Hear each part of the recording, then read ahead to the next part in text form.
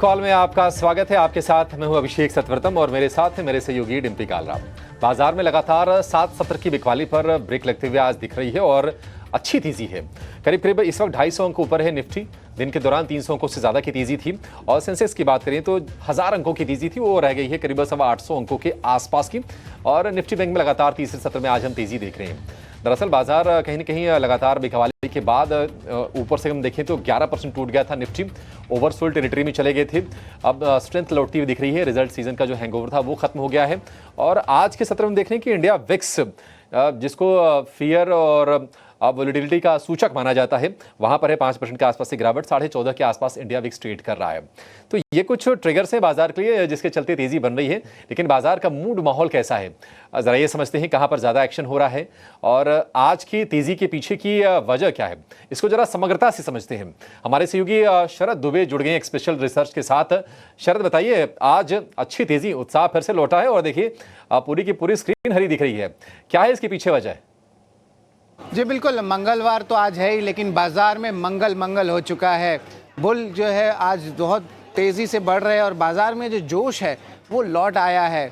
देखा जाए तो 7 दिनों के गिरावट के बाद आज 6 लाख करोड़ रुपए से ज़्यादा का मार्केट कैप एडिशन हुआ है।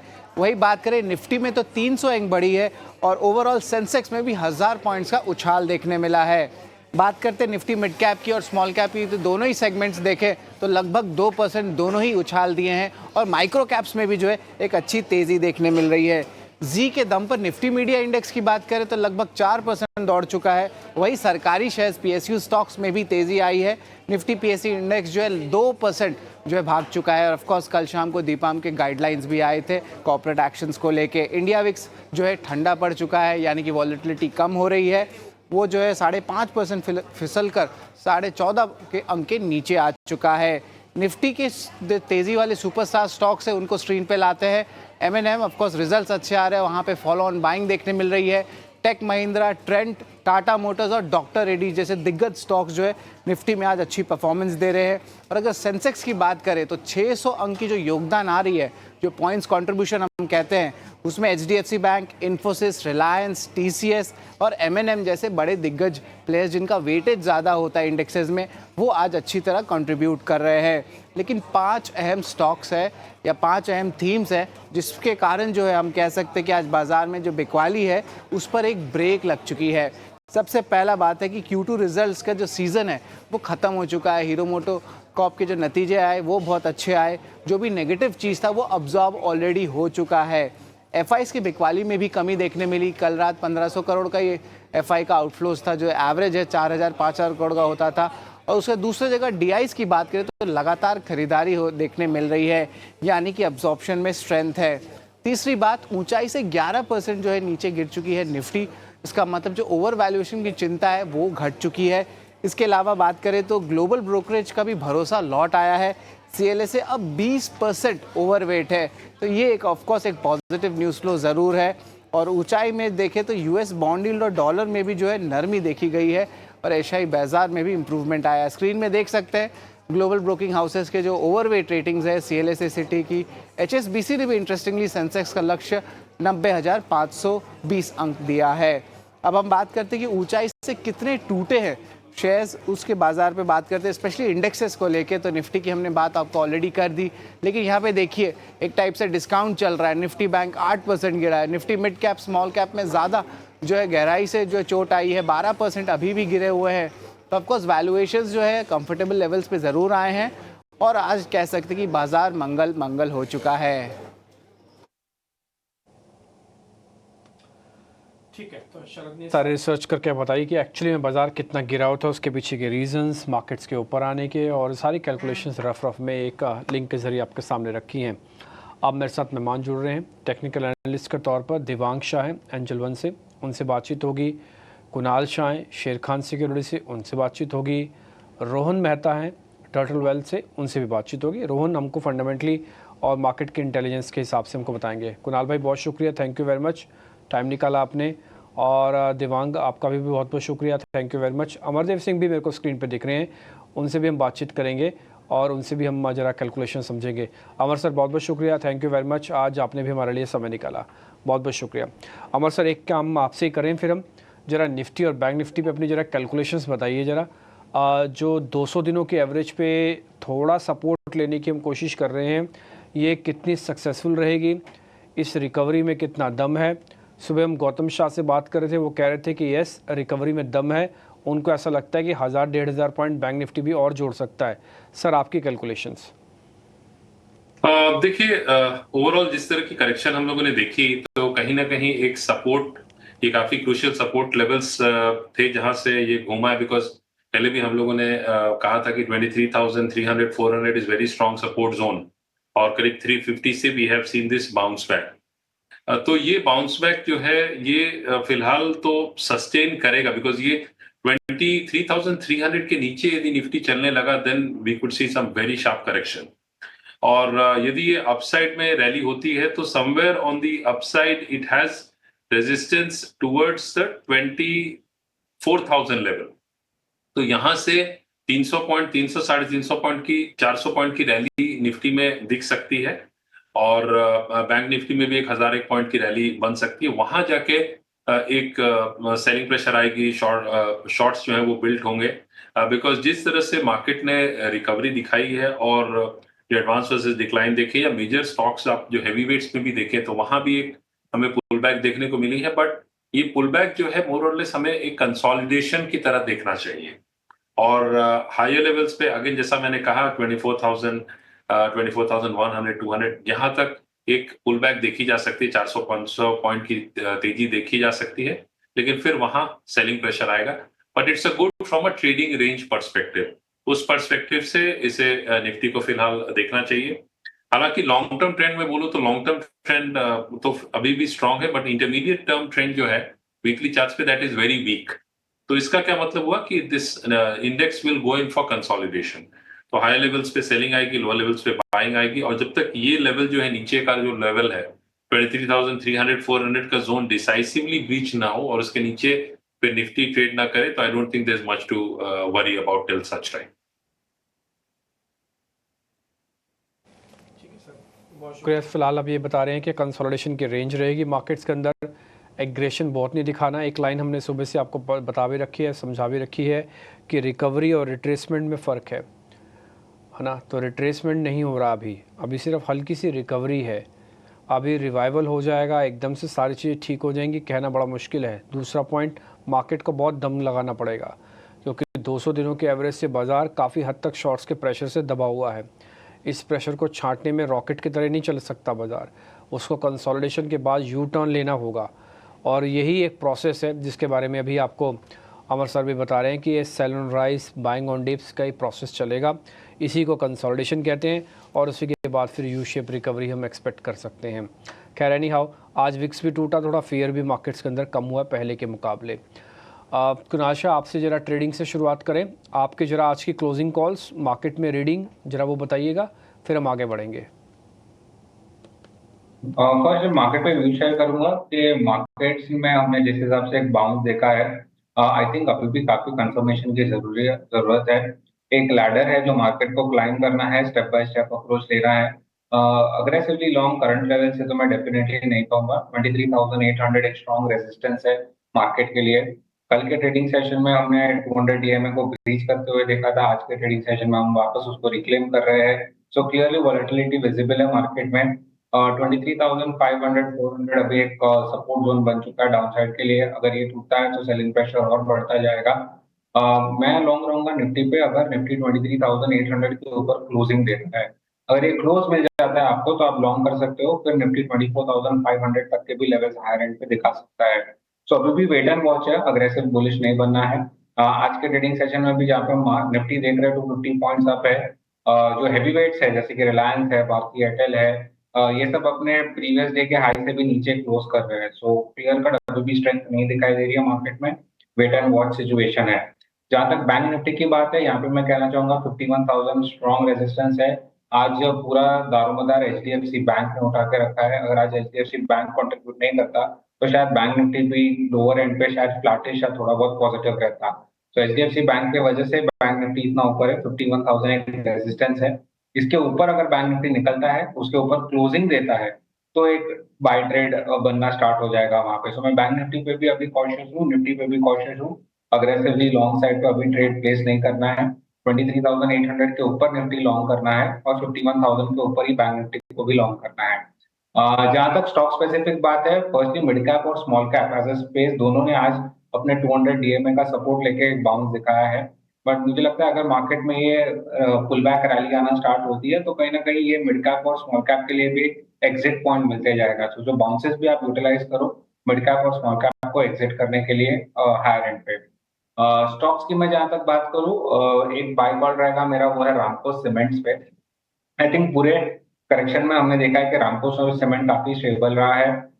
वीकली चार्ट पे अगर मैं देखूं तो जो 890 900 का जो रेजिस्टेंस था उसका रेजिस्टेंस उसने निकाल दिया और अभी वो सपोर्ट बन चुका है स्टॉक के लिए। तो रामको सीमेंट मेरे करंट लेवल से भी बाय रहेगा। मुझे लगता है इजीली स्टॉक 950 के लेवल्स शॉर्ट टर्म में टच कर सकता है। तो रामको सीमेंट को आप बाय कर सकते हो। 885 का स्टॉप लॉस रखना है और 950 का टारगेट रखना है हायर एंड पे रामको सीमेंट्स पे।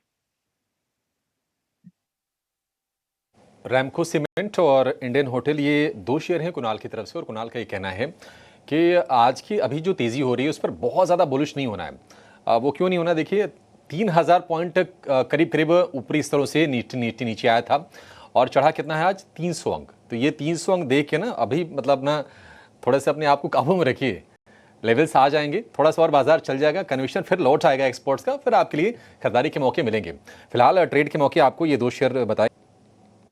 मैं ये बोलूंगा कि इट इज वेरी मतलब इट्स हाईली कोइंसिडेंट कि मेरे भी जो दो पिक्स हैं वो इंडियन होटल्स और रैमको सीमेंट ही हैं। तो तो पहले मैं इंडियन होटल्स के बारे में बात करूंगा। तो इंडियन होटल्स जो है इसमें एक यदि मैं इसे ट्रेंड पर्सपेक्टिव से देखूं तो ये काफी स्ट्रांग है on the long term charts. और मार्केट में हालांकि करेक्शन इतनी स्ट्रांग हुई है उसके बावजूद भी इंडियन होटल्स जो है इस month it's up by almost 12%। और यदि मैं ईयर टू डेट देखूं तो the stock is up by almost 73%। और यदि टेक्निकली चार्ट स्ट्रक्चर पे देखो इंडियन सीमेंट्स की, तो इसने एक पॉजिटिव ब्रेकआउट दिया है जो समवेयर अराउंड 720 के आसपास, 720 725 के आसपास का एक जोन ऑफ रेजिस्टेंस था। उसके ऊपर ये स्टॉक ट्रेड कर रहा है। तो this is one stock one can definitely look at, Indian hotels. तो टुवर्ड्स 750 लेवल्स पे बाइंग की जा सकती है। अपसाइड टारगेट इसमें 815 का रखा जा सकता है विद स्टॉप लॉस ऑफ 709। और दूसरा स्टॉक जो है वो रैमको सीमेंट है। सीमेंट स्पेस में जो है वो हम लोगों ने एक अच्छी खासी पहले रैली देखी थी, उसके बाद एक करेक्शन देखा था, कंसोलिडेशन देखा था, और अभी फिर जो है वो एक अपसाइड मूव हमें देखने को मिल रहा है। और अच्छी बात ये है कि यदि मैं रैमको सीमेंट की बात करूं तो कुछ दिन पहले काफी सिग्निफिकेंट बाइंग हुई थी इस स्टॉक में। वॉल्यूम्स काफी सिग्निफिकेंट थे, more than average. Average volumes की मैं बात करूं तो उसके at least 10x to 15x volumes हुआ था ऑन 12th of November। तो कहीं ना कहीं इसका ये मतलब हुआ कि there is some interest in this stock. और ये स्टॉक को जो है somewhere around 925 930 that's a zone of resistance. उसके ऊपर ये ट्रेड करता है then it can witness a significant rally towards 945 950 levels. तो इस स्टॉक पे नजर रख सकते हैं। यदि इसमें कुछ एक पुल बैक आता है तो 95 910 के आसपास बाइंग की जा सकती है और इसमें 879 का स्टॉप लॉस रखा जा सकता है। दोनों शेयर मैच कर गए। शायद ही कभी ऐसा हुआ है शो के दौरान जब हमने दो एक्सपर्ट से उनके शेयर पूछे हों और दो के दो शेयर बिल्कुल सेम रहे हों। तो संख्या दो ज़रूर रही, लेकिन कन्विक्शन डबल हो गया इन शेयरों को लेकर। और कल के शो में कल दोपहर 12:30 बजे हमने मिड कैप के महारथी शेयर के बारे में पूछा था गौरांग शाह से। उन्होंने रैमको सीमेंट का नाम लिया था 1,000 रुपये के टारगेट के लिए। हालांकि फंडामेंटल नज़रिए से देख रहे थे तो फंडामेंटल और टेक्निकल का बहुत ही बढ़िया मैच हो रहा है रैमको सीमेंट में। और अगर इंडियन होटल्स की बात करें तो बाजार जब पिछले दिनों गिर भी रहा था ना, तो कई एक्सपर्ट्स ऐसे थे जो इंडियन होटल्स को लेकर बुलिश थे और वहाँ पर बाय के रिकमेंडेशन अपनी दे रहे थे। अब आज हम देख रहे हैं कि बढ़िया तेज़ी इंडियन होटल्स में हो रही है, इनफैक्ट रिकॉर्ड ऊंचाई पर शेयर पहुंच गया है। तो इस रिकॉर्ड ऊंचाई के पीछे रीजंस क्या हैं, फंडामेंटली क्या चीजें बेहतर हो रही हैं इंडियन होटल्स के, जरा ये भी समझ लेते हैं लगे हाथ। हमारे सहयोगी वरुण दुबे हमारे साथ जुड़ गए हैं। वरुण बताइए, इंडियन होटल्स लगातार पार्टी चल रही है, क्या रीजंस है इसके? देखिए दरअसल इंडियन होटल्स ने अपनी 2030 की ग्रोथ स्ट्रैटेजी सामने रखी है, जिसको वो एक्सेलरेट 2030 के नाम से कह रहे हैं, जिसमें वो अपने ओवरऑल ब्रांडस्केप जो है उसको बढ़ाएंगे, नए ब्रांड्स नए सेगमेंट में जाएंगे और अपने जो कंसोलिडेटेड रेवेन्यूज़ है उसको यहाँ से 2 गुना करेंगे और करीब 15,000 करोड़ रुपए के आसपास के रेवेन्यू जो है क्लॉक करने का कंपनी ने यहाँ पे विजन रखा है।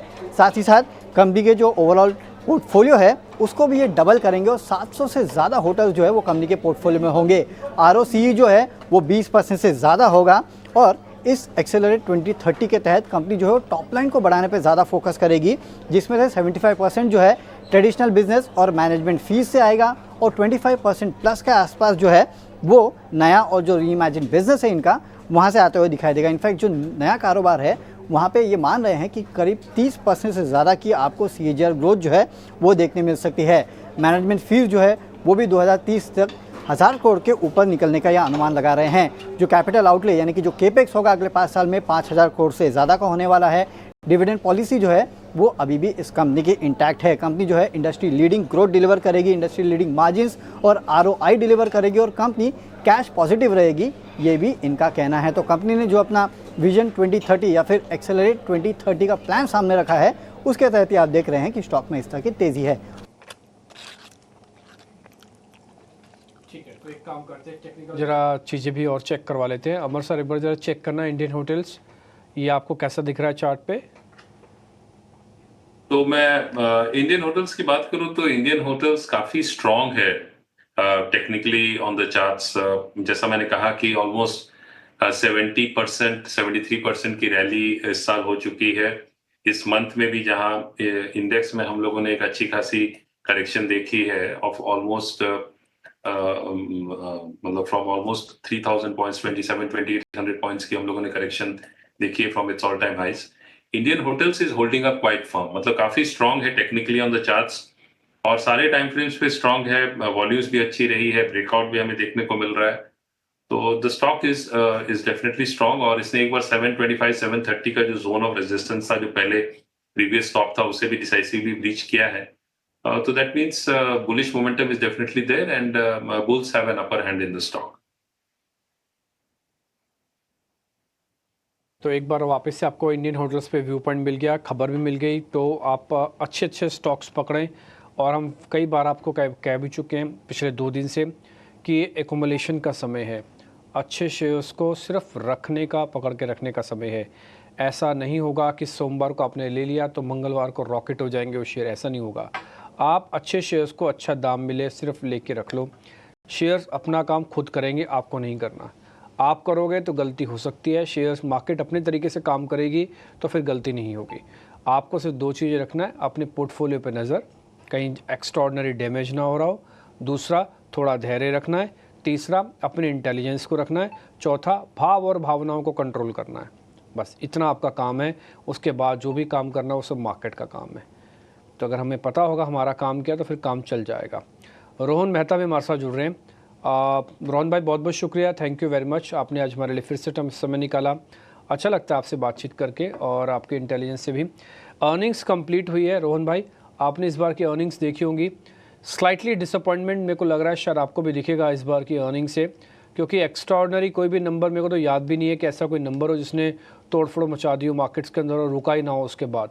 कुछ तो मार्केट का प्रेशर था, कुछ इस बार अर्निंग का भी प्रेशर था कंबाइंड मार्केट्स को नीचे लेके जाने में।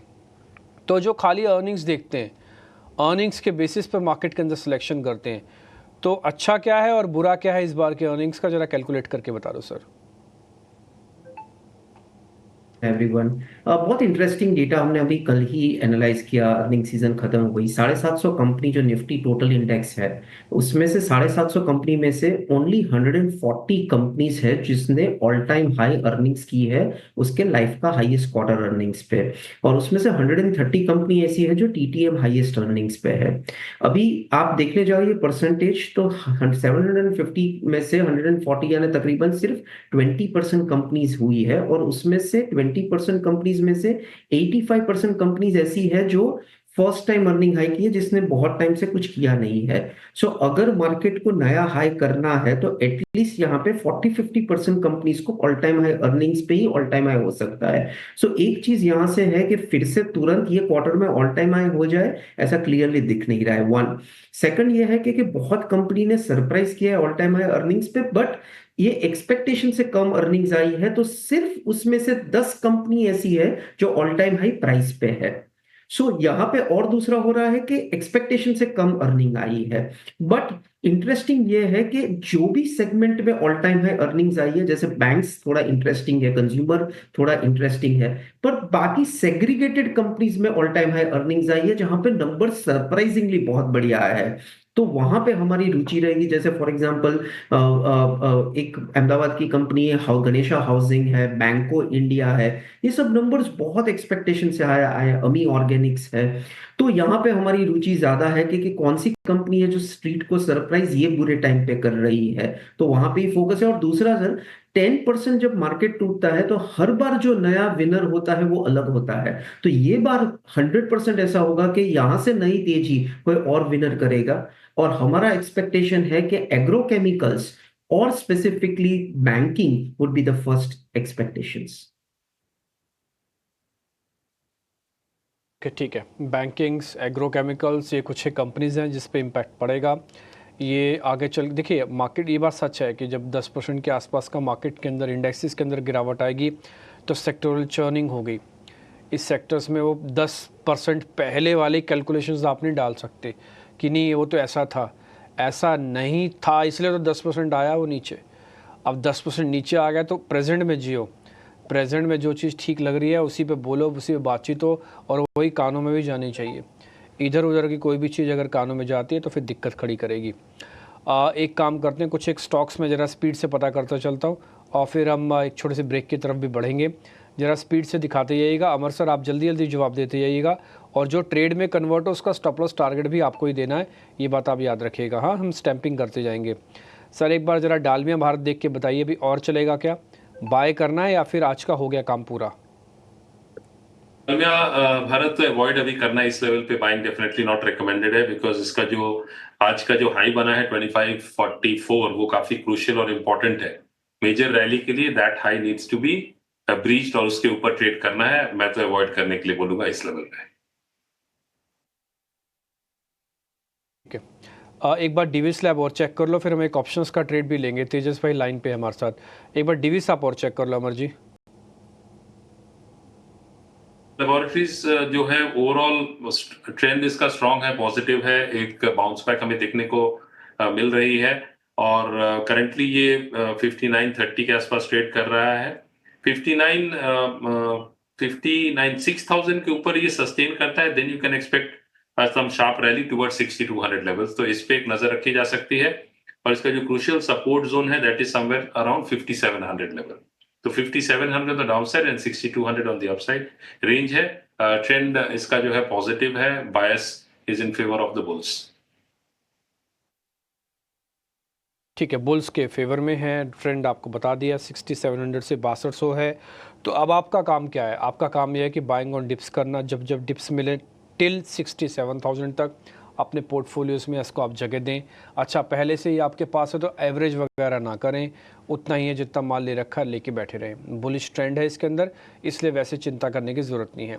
अब तेजस भाई को जल्दी से जोड़िए अपने साथ ताकि हम उनसे ऑप्शंस का ट्रेड हम ले सकें।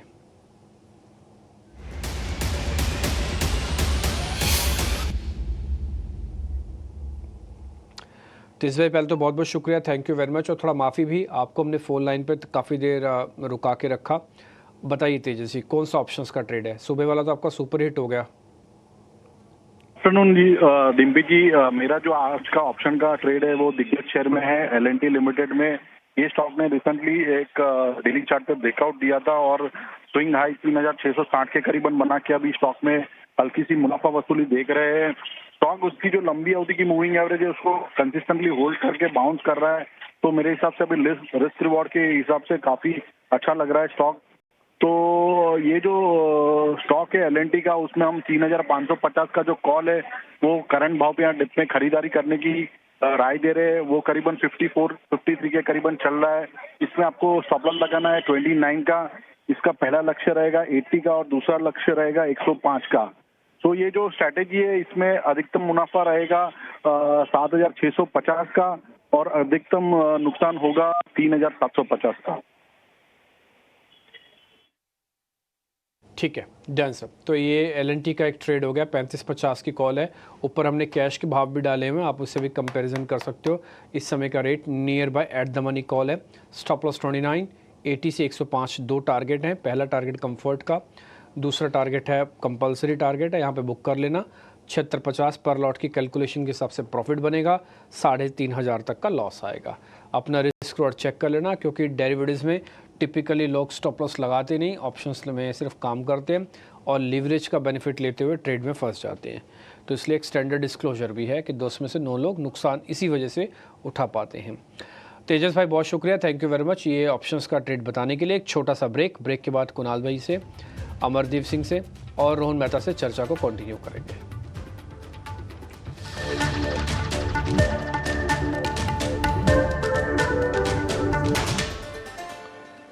ब्रेक के बाद आपका फिर से स्वागत है। क्लोजिंग कॉल में बाजार में 7 दिनों की गिरावट पर ब्रेक तो लगा है, लेकिन पिछले कुछ मिनटों में बाजार अपनी तेजी को थोड़ा सा ज्यादा ही सरेंडर करता हुआ दिख रहा है।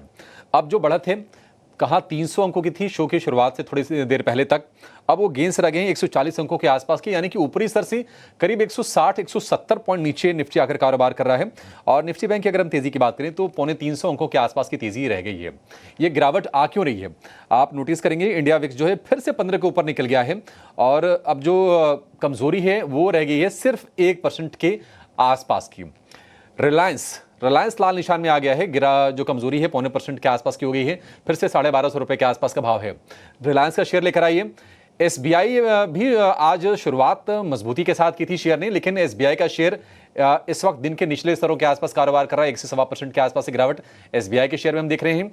टाटा स्टील कल हमने मेटल शेयरों में देखा था कि अच्छे मूव्स आए थे, लेकिन अभी फिलहाल हम देख रहे हैं कि टाटा स्टील, हिंडाल्को समेत कुछ मेटल वाले शेयर भी नीचे आकर कारोबार कर रहे हैं और मारुति सुजुकी में भी जो गिरावट है वो हो गई है 1% के आसपास की। यानी कल जो शेयर तेज रफ्तार से भाग रहे थे, आज थोड़ी सी प्रॉफिट टेकिंग वहां पर आ रही है।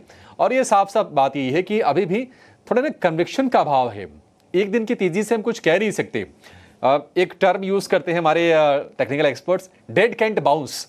शायद वो भी हो रहा हो कि इतने नीचे आ गए थे बाजार के, थोड़ी बाइंग वहां से आ रही है, लेकिन ये कुछ जो बड़े शेयर है ना, ये अभी भी कन्विक्शन दिखा नहीं रहे हैं। एक राय आपसे कुणाल जी चाहेंगे रिलायंस के शेयर पर, 1250 रुपए के आसपास का भाव, शुरुआत अच्छी की थी लेकिन अब डे लो पर है, और नीचे जाएगा क्या रिलायंस या फिर खरीदारी का मौका बन सकता है इसमें? देखिए, जैसे कि हमने स्टार्ट ऑफ द शो में भी कहा था कि मार्केट्स अगर इतने 250-300 पॉइंट्स अप है और रिलायंस अपने कल के हाई के ऊपर भी नहीं ट्रेड कर रहा है तो कहीं ना कहीं प्रॉब्लम है। और एग्जैक्टली वहीं पे हमने कहा कि ये जो बाउंस है ये ज्यादा स्ट्रेंथ इंडिकेट नहीं कर रहा है और हायर लेवल से हमने वापस सेलिंग प्रेशर देखा। तो जहां तक रिलायंस की बात है, मुझे लग रहा है और भी डाउनसाइड बाकी है स्टॉक में। जो लोअर एंड सपोर्ट मुझे दिखाई दे रहा है, अगर मैं वीकली पे देखूं तो 200 डे वीकली मूविंग एवरेज है स्टॉक का, वो है 1197 के आसपास। तो अब अगर आप यहाँ से भी देखोगे 1248 के आसपास स्टॉक ट्रेड कर रहा है, तो मुझे लगता है कि 1210 के आसपास स्टॉक अभी भी आ सकता है डाउन साइड पे ऊपर, और वहां पे कहीं ना कहीं एक बॉटम फॉर्मेशन होना स्टार्ट हो जाएगा एंड वहां से हम एक बाइंग की अपॉर्चुनिटी देख सकते हैं। सो शॉर्ट के लिए ट्रेड बन जाता है यहाँ पे, आपको एक अच्छा खासा 30-40 पॉइंट का डाउन साइड मिल जाएगा करंट लेवल से भी। लोअर एंड पे मुझे लगता है कि 1200-1210 के आसपास कहीं ना कहीं एक बॉटम बनना चाहिए और वहां से हम एक अच्छी खासी रैली रिलायंस में देखेंगे। इसको लेकर ये व्यू। अच्छा, एक और खेमा था आज जहां पर शुरुआत बड़ी दमखम के साथ हुई थी, वह है सरकारी कंपनियों का खेमा। निफ्टी का पीएससी इंडेक्स जो कि हाई से करीब 16-17% नीचे आ गया था, आज इसमें 2% के आसपास की मजबूती हम देख रहे थे। लेकिन जो 2% की मजबूती थी ना, बाजार जैसे से नीचे आए हैं अपने गेंस को गंवाकर, वो तेजी भी Nifty PSC index, Nifty PSC लेकर आइए, हाँ 1% से भी कम की तेजी रह गई है। हालांकि आज तेजी बनी क्यों थी शुरुआत में, और क्या ये तेजी सस्टेन थोड़ी सी कर सकती है, ये जरा समझ लेते हैं। एक बड़ी खबर भी हमारे सहयोगी लेकर आए हैं सुमित चतुर्वेदी, वो ये कि विनिवेश विभाग यानी कि दीपम ने सरकारी कंपनियों के लिए शेयर बायबैक, शेयर विभाजन और डिविडेंड के लिए नई गाइडलाइन जारी की है। क्या कुछ बदल रहा है, जरा ये समझते हैं। सुमित बताइए क्या क्या चेंजेस हुए हैं। वित्त मंत्रालय ने कल कैपिटल रिस्ट्रक्चरिंग सीपीएसईज को लेकर गाइडलाइंस जारी की और उसकी कुछ गाइडलाइंस इस तरह हैं। सबसे पहले डिविडेंड की बात करते हैं। जो डिविडेंड की रिस्ट्रक्चरिंग होगी वो इस तरह होगी कि पहले 2016 के रूल के मुकाबले अभी जो रूल बदला है उसमें लगभग 30% पैट प्रॉफिट आफ्टर टैक्स या फिर 4% नेट वर्थ इसका जो भी होगा ज़्यादा होगा उसका लागू होगा, वो डिविडेंड दिया जाएगा सरकार को। ये स्कीम करंट वित्त वर्ष से ही लागू होगी, ये एक और चीज़ है। वजह इसकी ये है कि जो सीपीएसईज हैं यानी कि सेंट्रल पब्लिक सेक्टर एंटरप्राइजेज, ये सब मार्केट कैप में बहुत हाई पहुंच चुकी हैं। पिछले 3 साल की बात करें तो लगभग 500% से ज़्यादा मार्केट कैप में बढ़ोतरी हुई है, तो डिविडेंड एक ज़्यादा देना होगा सरकार को। दूसरा, डिविडेंड और शेयर मैनेजमेंट की बात करें तो गाइडलाइंस कहती हैं कि सीपीएसईज जो हैं उनको बोनस शेयर इशू करने पड़ेंगे अगर रिजर्व्स और सरप्लस जो हैं वो 20 टाइम से एक्सीड कर जाएं उनके पेड अप शेयर कैपिटल से। और जो लिस्टेड सीपीएसई हैं उनको मार्केट प्राइस जो होगा वो 150 टाइम फेस वैल्यू लास्ट 6 महीने में होगा, तो शेयर स्प्लिटिंग कंसीडर करनी पड़ेगी। उसके आगे बात करें ऑपरेशनल फ्लेक्सिबिलिटी और इन्वेस्टर पार्टिसिपेशन की। यहाँ पर रिवाइज गाइडलाइंस कहती हैं कि सीपीएसई को क्वार्टरली इंटरिम डिविडेंड और एटलीस्ट बायएनुअल पेमेंट कंसीडर करने पड़ेंगे और लिस्टेड सीपीएसई को लगभग 90% projected annual dividend interim instalment में देना पड़ेगा। तो इस तरह की बात हो रही है कि जब सीपीएसईज को फ़ायदा हो रहा है, मार्केट कैप ज़्यादा हो रही है, सरकार को भी उसका कुछ फ़ायदा पहुंचना चाहिए। इसके चलते रिस्ट्रक्चरिंग की गाइडलाइंस कल जारी की गई हैं जो 2016 की गाइडलाइंस को ओवररूल करेंगी। ठीक है, शुक्रिया सुमित। तो कंपनियों की कैपिटल रिस्ट्रक्चरिंग को लेकर ये फैसला हुआ है और 8 साल के बाद जो भी नियम थे ना उसको थोड़े से बदले गए हैं और बोनस इशू को लेकर, डिविडेंड को लेकर, स्टॉक स्प्लिट को लेकर ये फैसले किए गए हैं।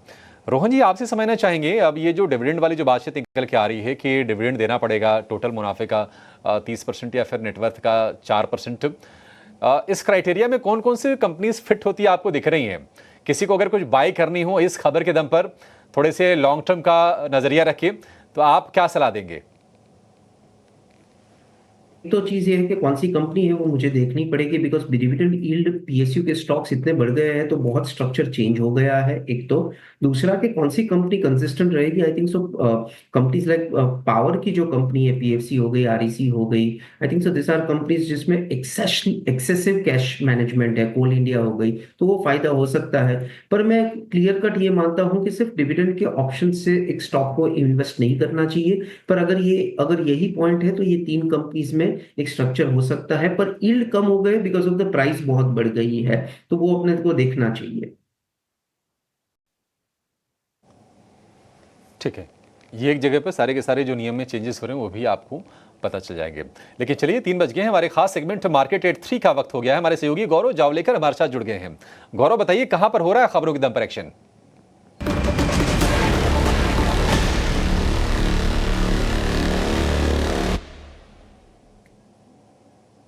सबसे पहले बात करते हैं भारत फोर्ज के बारे में, क्योंकि यहाँ पे कंपनी ने कहा है कि कहीं पे निगोशिएशन प्रोसेस जो है एडवांस टोर्ड आर्टिलरी गन सिस्टम के लिए वो चालू हो चुका है गवर्नमेंट ऑफ इंडिया के साथ कंपनी का, और इसी के चलते हुए हमने देखा कि एक स्टॉक में भी तेज़ी देखने को मिली थी।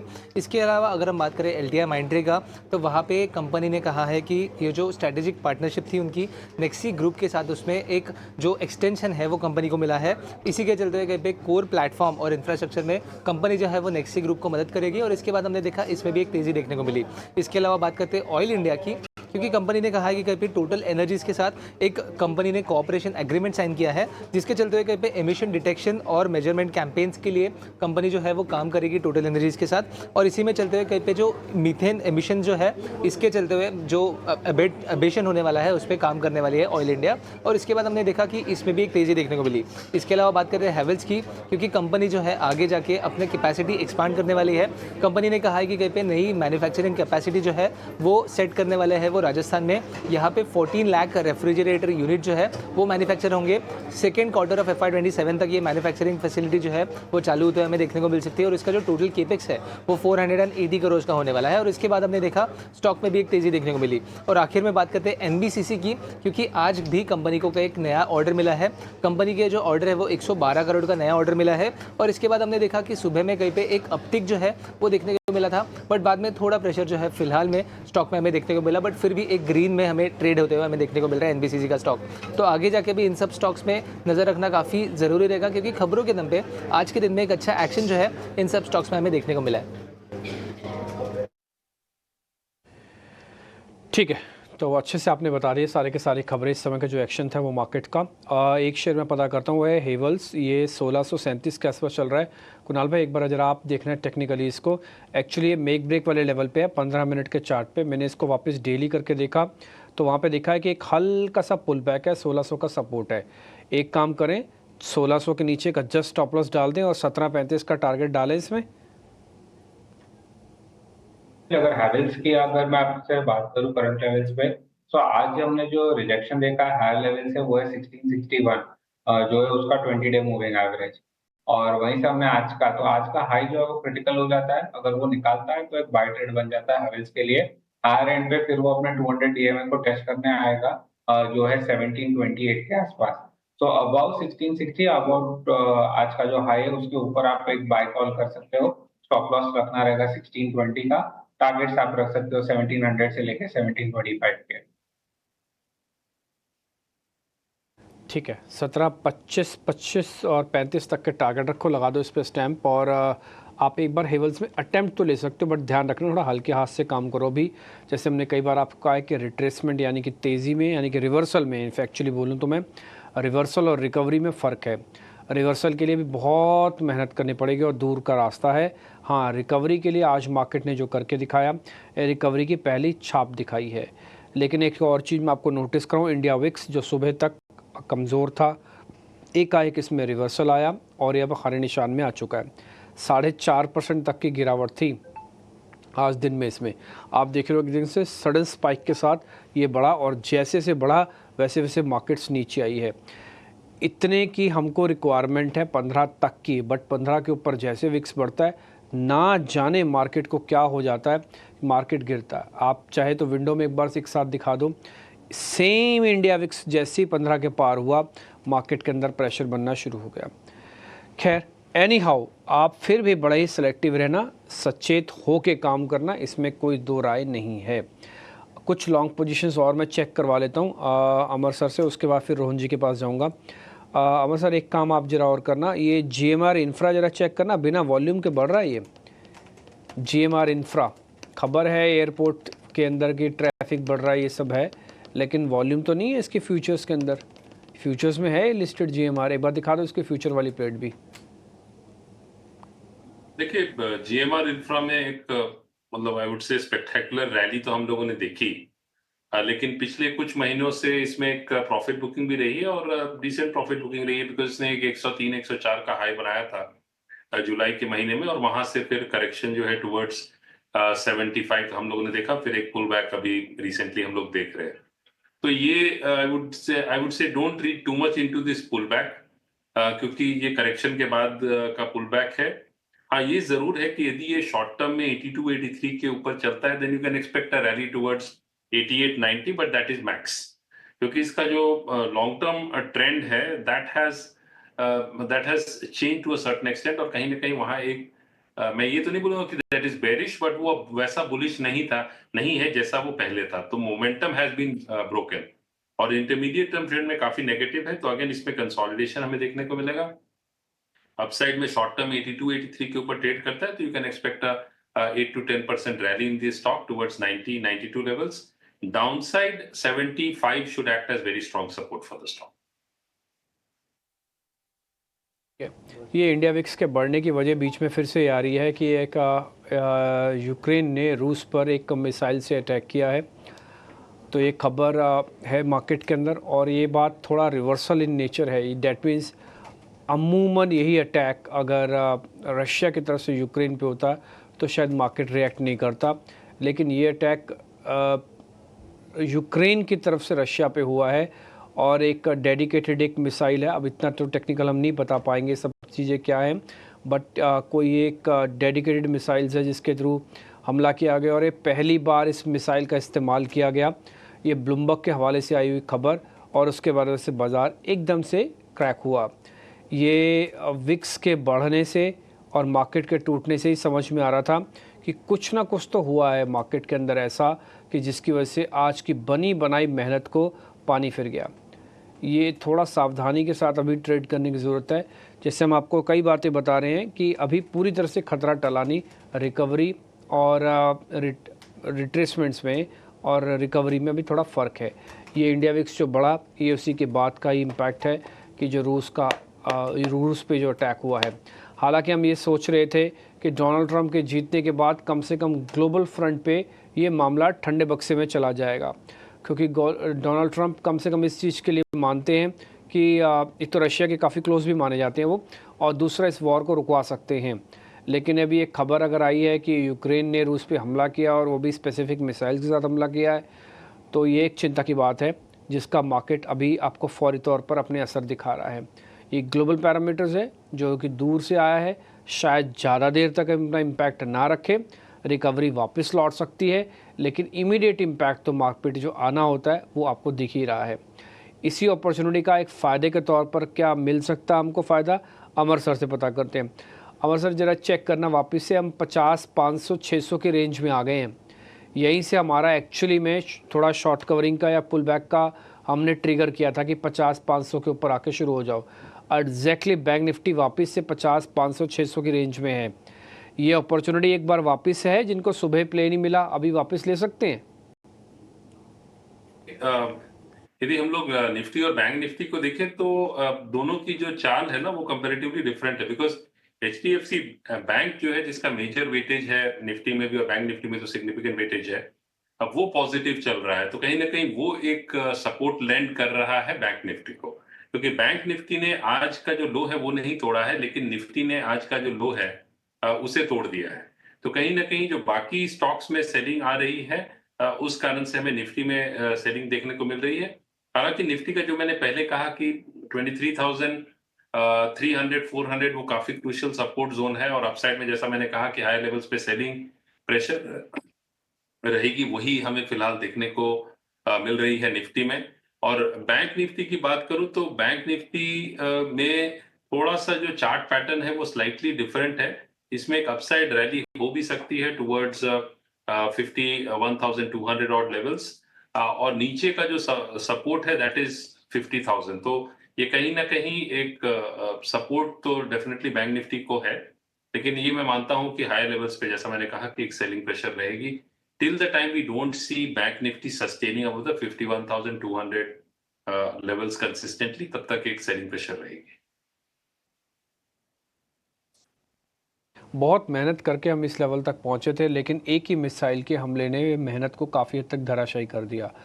ये जो मिसाइल हमला हुआ है यूक्रेन पे, देखिए मार्केट्स को अब आप ऐसे सोचिए ना, आपका एक बच्चा बहुत शरारती है और उसको शरारत करने का थोड़ा सा भी मौका दे देंगे वो शरारत करके रहेगा। कुछ मार्केट के अंदर ऐसी है, बियर्स का प्रेशर है मार्केट में। बुल्स अपने 200 दिनों पे आके जहाँ पे एक्सचेंज ऑफ हैंड्स होता है टिपिकली वो करने की कोशिश कर रहा था। जब मैंने आपको कल भी बताया था कि हर एक चीज़ जो सिर्फ 10% वैल्यू रखती है ना, मार्केट के अंदर अच्छी चीज़ इस समय 30% वैल्यू रखती है। 3 टाइम्स ऑफ द वैल्यू है इस समय मार्केट के अंदर उन अच्छी चीज़ों की कदर इतनी ज़्यादा है, कदर है ना इस चीज़ की। लेकिन जैसे नेगेटिव खबर आएगी तो मार्केट को धो धा के बराबर कर देगी। आज का जो मैं बोलूँगा जो मार्केट के अंदर डैमेज है ये एक्चुअली में नहीं होना चाहिए था। 300 पॉइंट की निफ्टी 30 पॉइंट में खड़ा कर देना अच्छी बात नहीं है। ये फॉल आप ऊपर से देख पा रहे, टिकर टीम ने डाला आपके लिए कि निफ्टी मिड कैप के अंदर कितना फॉल हुआ, सब में परसेंटेज में 1-1.5% तक का फॉल है। जितनी दिन आप इसी से अंदाज़ा लगाओ ना, इतना तो गैप, इससे तो हमने ज़्यादा गैप से ओपन किया था मार्केट को। आज आपको मालूम है ना 70 पॉइंट का गैप था मार्केट पे, 150 पॉइंट का बैंक निफ्टी पे गैप था। अब आप देखो 30 पॉइंट का निफ्टी रह गया, तो आपने तो गैप के भी नीचे ले आए, यानी कि आज के ओपनिंग प्राइस से भी आप नीचे के प्राइस पे आप ऑलरेडी आ चुके हो आप। तो कहने का मेरे मतलब ये है कि बाज़ार के अंदर थोड़ा समझ के सावधानी से ट्रेड करें, खतरा पूरी तरह से टला नहीं है, टाइमली प्रॉफिट्स लेते रहें, नहीं लेंगे तो फिर बाज़ार कहीं ना कहीं ट्रैप भी करेगा। अब कल की तो छुट्टी है इंडियन मार्केट्स में, नहीं तो हम बैक टू बैक इस चीज़ को चेक करते। अब आपके पास क्या है कि एक दिन का और लॉकशीट लग गई आपके दिमाग में कि अब कल क्या होगा, हमारे यहाँ तो मार्केट नहीं है, पता नहीं रूस कार्रवाई करेगा नहीं करेगा, ये बढ़ेगा नहीं बढ़ेगा मामला, क्या होगा क्या नहीं होगा। कल आप कुछ नहीं करोगे क्योंकि कल तो बाज़ार बंद है। कल महाराष्ट्र में वोट होने, बाय द वे आप वोट सब डाल के आना, खासकर जो महाराष्ट्र के लोग हैं दूसरा देखेंगे फिर क्या होता है। मार्केट ने आज एक झलक दिखाई है, मैं उम्मीद करता हूं कि जिस जगह पर मार्केट ने आज एक रिकवरी का मोड अपनाया है ये आपको शुक्रवार को वापस कंटिन्यू होता दिखेगा, बृहस्पतिवार को भी दिख सकता है, लेकिन कल तो छुट्टी है इसलिए कल कोई ट्रेड नहीं होगा। आज इंडिया विक्स का बढ़ना उतना अच्छा नहीं है। ये खबर से बाजार गिर देते ना मेरे को कोई प्रॉब्लम नहीं थी, लेकिन इंडिया विक्स को बढ़ा देना ये थोड़ा सा चिंता की बात है। देखते हैं फिर भी इतनी। रोहन भाई ये इस तरह की जब खबरें आती हैं क्या होगा मार्केट पे, क्या डैमेज ज़्यादा हो जाएगा क्या? ये ऐसा थोड़ी ना कि हमारी सारी चीज़ें एक धराशायी कर देगी 4 मिसाइलें। आई थिंक सो क्या हो रहा है आप देखिए तो ऑलरेडी थोड़ा नेगेटिव मार्केट सेंटिमेंट्स है। मैं आपको बताऊं हम फंड हाउस मैनेज करते हैं। Now client has started taking things seriously कि अभी क्या लग रहा है, क्या और कितने नीचे जाएगा, बिकॉज इन्वेस्ट ट्रेडर को प्राइस तोड़ता है, इन्वेस्टर को पेशेंस ही तोड़ता है। तो 12 महीने से हमने कंसिस्टेंट देखा मार्केट ऊपर जाते हुए, तो एक बार के लिए लोगों को लगा कि ठीक है 1 महीना तो ये है, पर देन एफआईआई का सेलिंग और ये सब चीज है। तो मुझे नहीं लग रहा है कि ऐसी न्यूज से ठीक है शॉर्ट टर्म इफेक्ट आता है, पर अगर फिर से मैंने फर्स्ट जो बात की है कंसर्न वही है कि रिजल्ट्स अच्छे नहीं है। और मैं जितने भी मैनेजमेंट के कॉन कॉल, हमने तकरीबन 50 कंपनी के मैनेजमेंट के कॉन कॉल सुने, सबकी एक ही बात थी कि डिमांड इतनी स्ट्रॉन्ग नहीं है। थोड़ा तो भी 10-15 दिन में मूवमेंट दिखा है मार्केट में ओवरऑल बिजनेस में, पर डिमांड नहीं है। और आप ये हम ना भूले कि वैल्यूएशन हमने बहुत हाई लेवल पे दे दिया है अच्छी डिमांड पे, और डिमांड स्लैश हो जाती है तो 100% पी में डिफरेंशिएशन आ जाता है, तो वहां पे एक प्राइस करेक्शन और वैल्यू करेक्शन दिख रही है। So I don't feel it's a great market right now. तो पॉज करके ही एज ऑफ नाउ वो अपने कोई भी डिसीजन लेना चाहिए।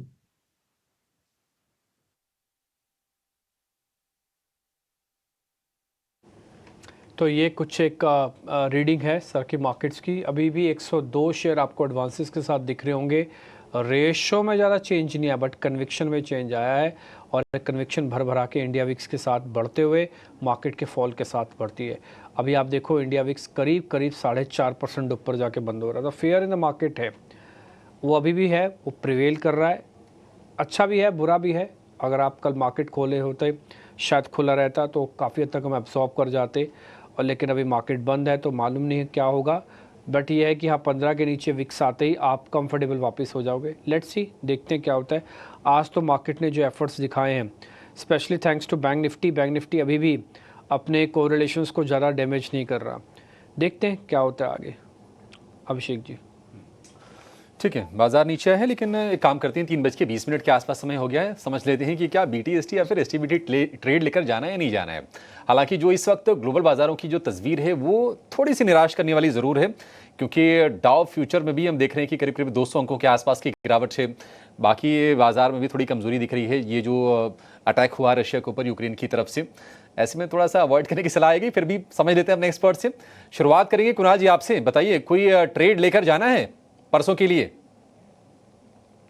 यस, थोड़े बहुत काउंटर्स है जहाँ पे अभी भी स्ट्रॉन्ग बाइंग मोमेंटम है, वहाँ पे मेरा BTST ट्रेड रहेगा कल्याण ज्वेलर्स पे। स्टॉक एक फॉलिंग ट्रेंड लाइन के ब्रेकआउट पे टेक्निकल्स पे आज के ट्रेडिंग सेशन में हमने वॉल्यूम्स के साथ बाइंग देखी है।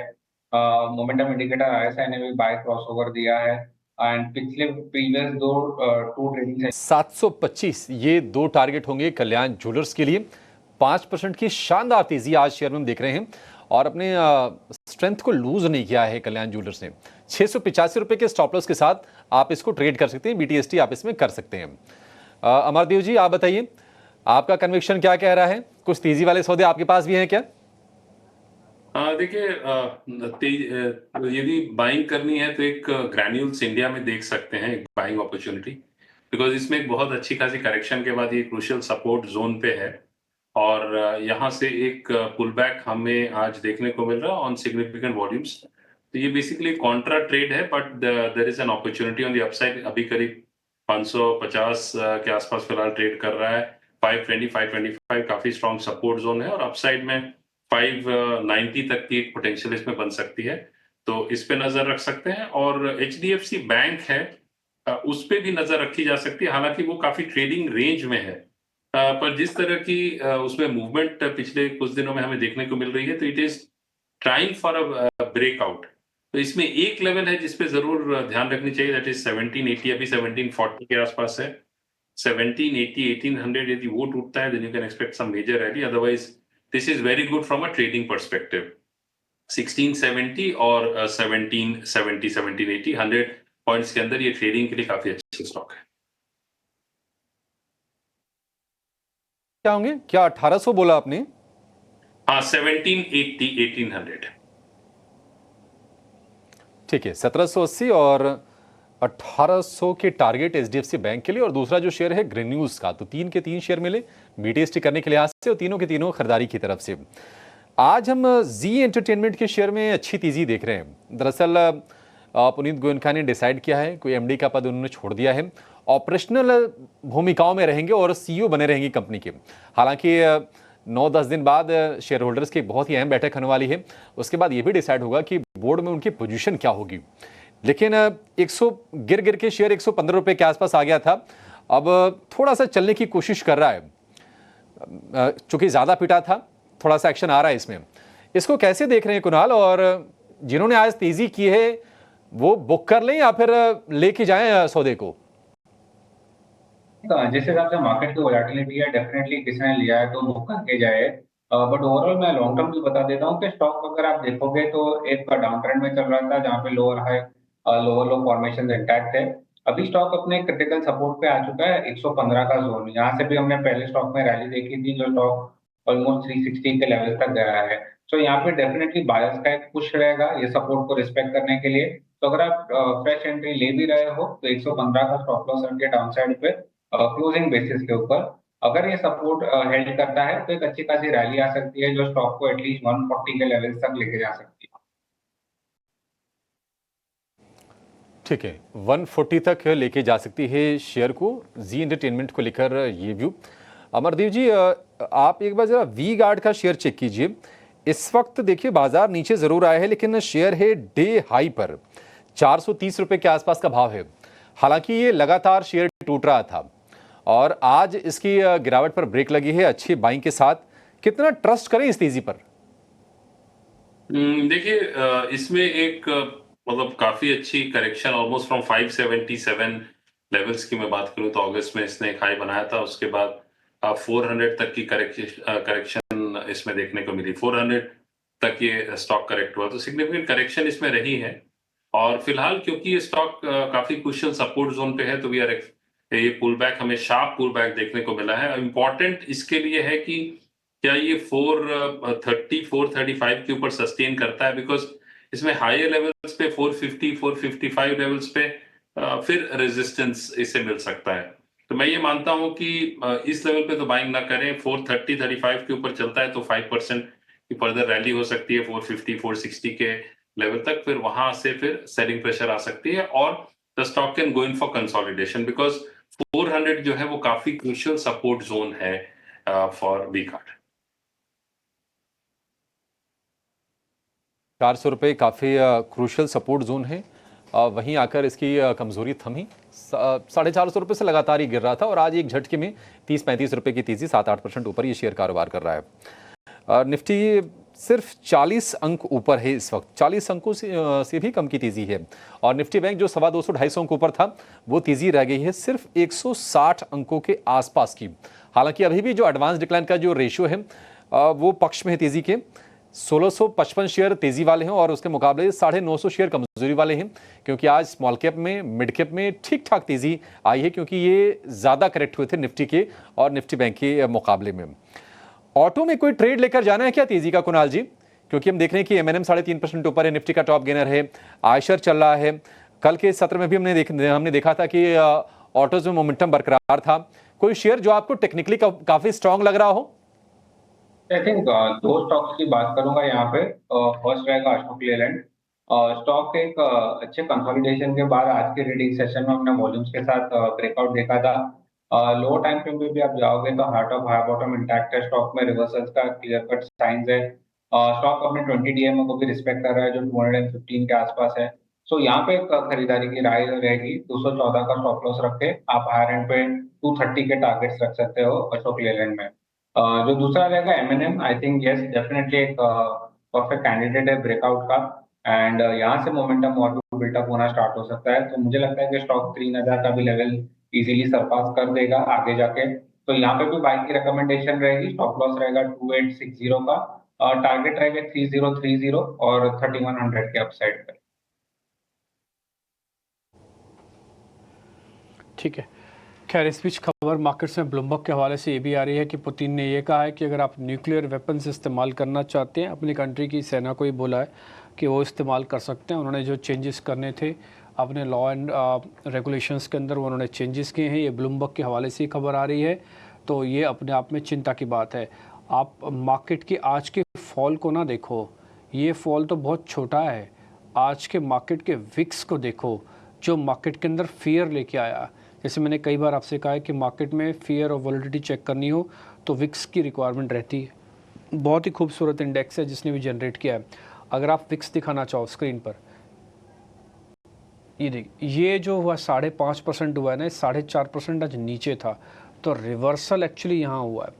और मैं बताऊँ, आप चाहे कितना ही लेवल्स की बात क्यों ना बोल लें, एक फिर भी एक मन होता है, एक इच्छा शक्ति होती है। अच्छा चलिए, आप मेरा ही चेहरा देख लीजिए। आज सुबह का जो हमने शो किया और अब मैं जो क्लोजिंग का शो कर रहा हूँ, ज़मीन और आसमान का फ़र्क मेरे को ही नज़र आ रहा है। अपने बात रखने में, अपने क्वेश्चंस पूछने में, मार्केट के रिदम में ट्रस्ट नहीं आ पा रहा है। और इस तरह का जो चीज़ें हो रही होती है ना मार्केट्स के अंदर, ये आपके लिए अनएक्सपेक्टेड होती हैं। किसी को भी नहीं पता कौन सी चीज़ कहाँ पे आके क्या हो जाए। और आपकी क्या गलती, ना तो आप यूक्रेन का पार्ट है, ना आप रशिया का पार्ट है। लेकिन जब दो देशों के बीच में इस तरह की लड़ाई एक चरम सीमा तक पहुँचती है तो उसका नुकसान फिर पूरे देशों को भुगतना पड़ता है। उसका कुछ एग्जाम्पल आज का मार्केट का फॉल है। करी कराई मेहनत पे सारा पानी फिर जाना, इसे कहते हैं आज जो बाज़ार के अंदर हुआ है। अगर आज ये बिना खबर के मार्केट आज डेज हाई पे या फिर हाईस पे भी क्लोज करके जाता नियर टू हाई, तो आप देखते आपका कन्विक्शन, आपका सुर, आपकी लैंग्वेज ही अलग होती। इसमें कोई दो राय नहीं है कि ज़्यादातर एक्सपर्ट से कह रहे थे कि एक वीक पुल बैक है, लेकिन इतना भी वीक पुल बैक होगा कि एक छोटी सी खबर आने से 300 पॉइंट का शेडिंग हो जाएगी। एक खबर आने से क्या 10% का विक्स बढ़ जाएगा, इतना भी पुल बैक वीक था क्या? तो ये अभी भी अंदर खाने आपको थोड़ा सा, और मेरे को और आपको, हम सबको मेहनत की भी बहुत सख्त ज़रूरत है। ये जो आज बाज़ार ने किया ये अच्छा नहीं है, किसी भी पैमाने पर अच्छा नहीं है, किसी भी पैमाने पर। जो बुल्स के फेवर की मैं बात बोल रहा हूँ, बियर्स के फेवर तो खैर चल ही रहा, उनका तो 1.5 महीने से पार्टी ख़त्म नहीं हुई, बट बुल्स के फेवर के हिसाब से बता रहा हूँ। इससे एक और प्रॉब्लम होती है, इससे जो अपकमिंग या ग्रोथ वाली कंट्री, जो ग्रोइंग कंट्रीज़ है ना, वहाँ पे जो फंड्स का इन्फ्लो आता है, जो थोड़ी देर पहले CLSC वगैरह भी बता रहे थे कि इंडिया वापस आना चाहे, उस पर भी कई जगह पे क्वेश्चन मार्क खड़े हो जाएंगे। अब सारी कैलकुलेशन एनर्जी पे आके रुकेगी। अब आप देखना, कल तो छुट्टी है, किसी वजह से हम बात नहीं कर पाए आज भी ज़्यादा, लेकिन आप एक दिखा सकते हैं 1 मिनट के लिए स्क्रीन को हटा के रिलायंस इंडस्ट्रीज़ का चार्ट जरा दिखाना एक बार, जरा रिलायंस इंडस्ट्रीज़ का चार्ट आप स्क्रीन पे दिखाइए, या फिर और बड़े शेयर्स दिखाइए जो कोर इकोनॉमी के शेयर्स होते हैं सारे के सारे, उसमें L&T, Reliance industries, HDFC bank, ये सब। इंट्राडे नहीं दिखा पाएंगे, चलो ठीक है, इसी में दिखाओ आप। तो कुल मिला के कहने का मेरे मतलब ये है कि अभी थोड़ा और आपको सावधानी रखने की ज़रूरत है। बाय द वे, कल महाराष्ट्र में इलेक्शन है, जो लोग महाराष्ट्र में हैं अपना वोट जरूर कास्ट करें, ये हमारी हम्बल रिक्वेस्ट है। और ये आपको मौका मिलता है हर 5 साल में एक बार, अपने इस मताधिकार का ज़रूर इस्तेमाल आप कर रहे हैं। कुणाल भाई बहुत शुक्रिया, थैंक यू वेरी मच समय देने के लिए। रोहन जी आपका भी बहुत शुक्रिया, thank you very much. Amar sir आपका भी शुक्रिया, थैंक यू वेरी मच आज समय देने के लिए। हालांकि एडवांस डिक्लाइन कुल मिला के मार्केट्स की थोड़ी सी ठीक रही है, बट मार्केट ने अपना कन्विक्शन को काफ़ी बुरी तरह से खोया है। एक छोटा सा ब्रेक के बाद आप कल की नहीं परसों की तैयारी कीजिएगा इस खास शो के साथ। नमस्कार।